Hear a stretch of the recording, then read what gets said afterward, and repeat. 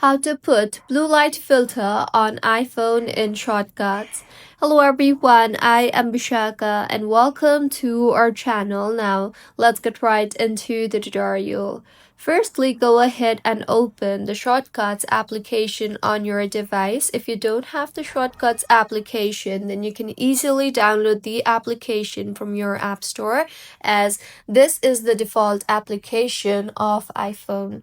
So once you have opened shortcuts, go ahead and tap on the plus icon on the top right of your screen and you will see the search bar there. So tap on that particular search bar and search for set night shift option, and then tap on the set night shift option you see there. Further, you will see the option for on and off toggle button. So go ahead and set the toggle button to on, and with this, night shift on your iPhone will be enabled. Simply tap on the done option in order to save the changes that you just made.